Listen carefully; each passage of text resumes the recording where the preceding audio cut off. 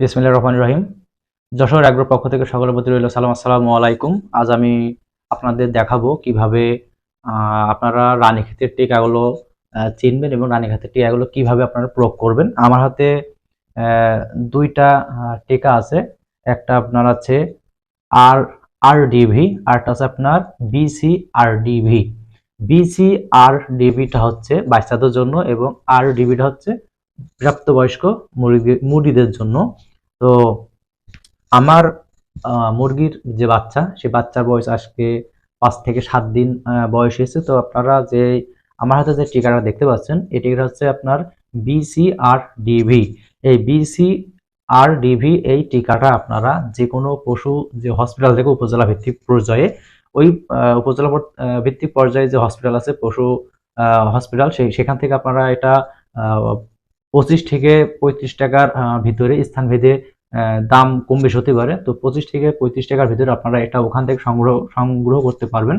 তো এটা ভালো আছে কিনা সেটা কিভাবে বুঝবেন? আপনি একটা জিনিস দেখবেন যে বিসিআরডিভি এর গায়ে যে সিলটা আছে, এই সিলটা কিন্তু আপনার বাচ্চাদের একটা চিহ্ন আছে, দেখবেন যে এখানে একটা মুরগির বাচ্চা চিহ্ন আছে।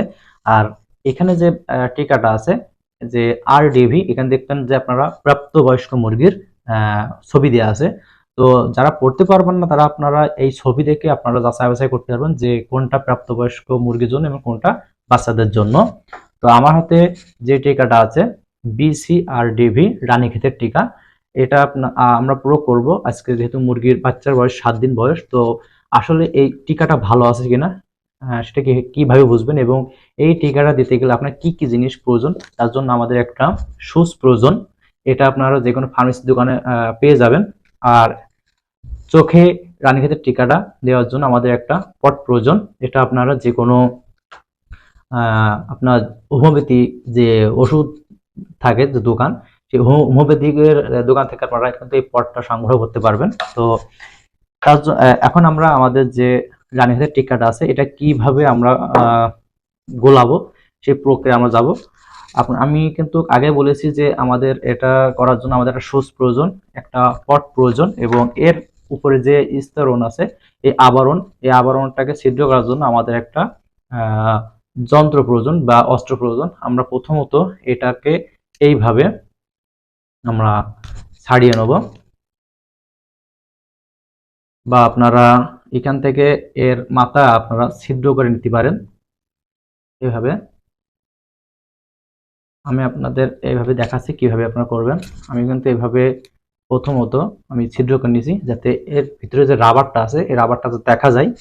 এখন আমার কাছে যে গ্লাসে যে পানিটা আছে, এই পানিটা কিন্তু আপনার ফুটন্ত পানি। আপনারা পানি ফুটিয়েও দিতে পারবেন, বা বাজারে যে কিনা পানি পাওয়া যায় সেটা ব্যবহার করতে পারবেন। ঠিক আছে? তো আমরা কি করেছি, আমরা পানিটাকে ফুটিয়ে নিয়েছি।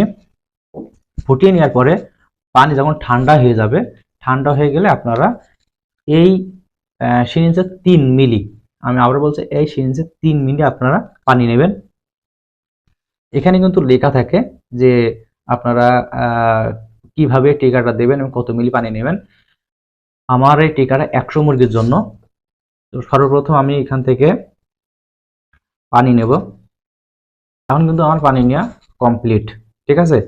এখন আসলে এই টিকাটা ভালো আছে কিনা সেটা আমি কিভাবে বুঝবো? আমি যখনই এই সিরিঞ্জের যে সুচ আমি এর ভিতরে পুশ করব, সাথে সাথে দেখবেন আপনারা এই যে আপনার সিরিঞ্জটা, এটা কিন্তু সে নিজে নিজে টেনে নেবে। যদি টেনে নেয় তাহলে আপনার রানীক্ষেতের টিকাটা ভালো আছে, আর যদি টেনে না নেয় তাহলে আপনার বুঝবেন রানীক্ষেতের টিকাটা সমস্যা আছে।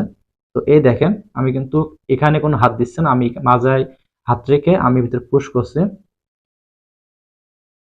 দেখেন টেনে নিয়েছে, কিন্তু যদি এভাবে টেনে নেয় তাহলে ভাববেন যে আপনার টিকাটা সম্পূর্ণ ভালো আছে।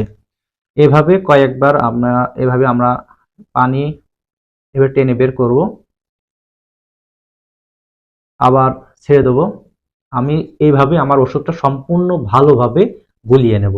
ঠিক আছে? ভিডিওর মাঝে একটি কথা বলি, যদি আমার ভিডিও দেখে কেউ উপকৃত হন তাহলে অবশ্যই একটি কমেন্ট করে যাবেন এবং ভিডিওটি বেশি বেশি শেয়ার করবেন, যাতে আপনার কারণে অন্য কেউ আমার ভিডিও দেখে সে কিছু শিখতে পারে।